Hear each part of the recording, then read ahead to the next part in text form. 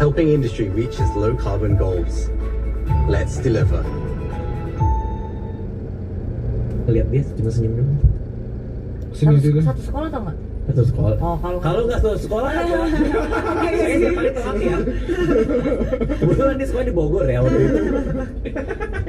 Tapi kalau dilihat-lihat agak serem sih kalau kita pikir lagi. Dipikir lagi agak aneh. Agak creepy juga. mungkin, tapi pada saat itu masih menjadi hal yang lumayan wajar. Kalau sekarang mungkin karena ada social media, orang jadi nggak stalking yang secara In person lagi. in person. Mungkin zaman sekarang kan stalking mungkin seperti itu, tapi versi digital, kayak tiap ada following baru dicekin, mungkin buka akun Instagramnya sehari 10 kali buat ngeliatin ada posan baru nggak, atau dibukain tagnya terus di followin semua teman-temannya. Cuman mereka sekarang, menurut aku zaman sekarang lebih banyak yang stalking tuh lebih ke digital aja sih, Iya. karena dengan semua teknologi ini. Lebih serem itu atau yang kayak dulu offline gitu? Tapi maksudnya kalian tuh nggak ngapa-ngapain loh, kalian tuh cuma ngikutin, cuma mau bilang hai atau cuma mau lihat doang, nggak yang kalian sampai sentuh atau Enggak lah. Iya, exactly. So I think it's quite harmless, no? Nggak tahu. Tapi ya? kalau dilihat lagi itu Aneh ngapain sih. banget ya nungguin cewek Aneh itu ya, di aneh ya. depan. Karena nggak punya kuasa lagi. Artinya kita tahu, gua tahu dia nggak mungkin suka pada saat itu. Oh. Jadi kita udah mentok tuh untuk ya udahlah, cuma bisa ngeliat doang. Iya, tapi lebih serem stalking digital menurut gua, karena we never know siapa yang nge-stalk. Maksudnya misalnya ada orang yang random nge-stalk kita setiap hari, buka foto kita juga nggak tahu. Jadi wallpaper dia, terus dia ngelakuin apa dengan foto itu, kita juga nggak tahu kan. Terus udah gitu di titik dimana dia bisa nge-hack kita, misalnya satu hari nge-hack kita, dia bisa dibuka tuh browser history, chattingan WhatsApp, serem banget kan, tanpa kita mengetahui itu misalkan. Bener, sekarang di IG ada ya, tahu nggak yang gambar pesawat yang buat kirim ke orang? Itu kita bisa tahu ada berapa orang yang dikirimin si postingan kita ini. Iya. Oh, berapa kali kan? share? Oh iya, Berapa kali di-share, iya. benar. Kadang gue kayak foto gue lagi minum kopi kan, Iya. 70, siapa yang ngirim apa sih? Mungkin kayak Ngirim siapa sih? ganteng ya Kak Radit di sini, kan nggak ada yang tahu. Enggak, itu enggak sih, itu enggak sih. Tapi kamu kan perempuan nih, Heeh. soal stalker ini ngalamin nggak? Kan biasa lebih rentan cewek. Kalau aku kayaknya kalau secara fisik ya kayak Nicole disamperin, diikutin, gitu-gitu aku belum pernah sih. Oke. Kebetulan. Cuma kalau digital emang lumayan sering, tapi aku juga di satu sisi yang lain sangat membatasi apa yang aku share di main account aku. Makanya ada second account ini. Kayak aku tuh jarang banget post real time. Jadi aku meminimalisir hal-hal yang bisa bikin aku di stalk lah, karena yang tadi aku perempuan mungkin lebih rentan atau kayak gimana. Aku tuh jarang banget post real time. Jadi misalkan aku lagi makan di tempat A, aku foto-foto, aku postingnya besok.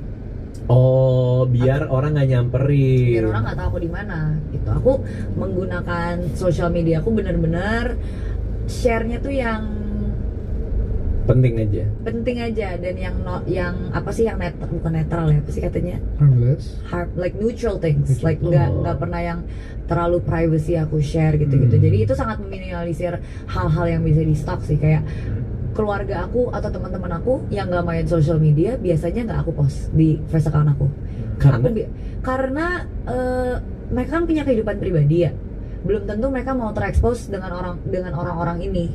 Jadi biasanya aku post yang di first account aku ya kerjaan, teman-teman yang emang sesama public figure, atau emang orang yang accountnya tuh public gitu loh. Buat teman-teman aku yang private atau keluarga mama aku, kakak aku yang private gitu, aku nggak post karena meminimalisir hal-hal yang tidak diinginkan. Ini bisa kayak gini karena pernah punya pengalaman sebelumnya? Enggak, karena emang aku orangnya hati-hati aja sih. Oh, emang dari dulu kayak gitu. Oke. Kalau Brandon nggak punya juga Apa? pengalaman di stalking ini? Di stalk sampai parah banget sih enggak. Cuman ada satu momen di mana yang pas gue syuting US Band pas di Jawa. Oh iya. Kan kita kan semua satu cast sama kru kan satu hotel semua kan. Dan memang ada satu fans yang nyamperin ke hotel mulu gitu setiap hari gitu. Kan kita kalau lagi break kan suka duduk di depan karena lebih enak kan, anak-anak bisa ngerokok, bisa nge-vape segala kan di depan. Jadi udah kita nongkrong main kartu segala. Dia datang, tapi pas hari terakhir dia nyamperin gua akhirnya, terus dia nangis di depan gua. Gitu, Kak Brandon, aku ini terakhir kali aku ketemu Kak Brandon gitu, dia bilang gitu. Terus gue bilang, kenapa? Iya, aku udah mau nikah, ini habis nikah suamiku nggak boleh ketemu Kak Brandon lagi. Lucu banget.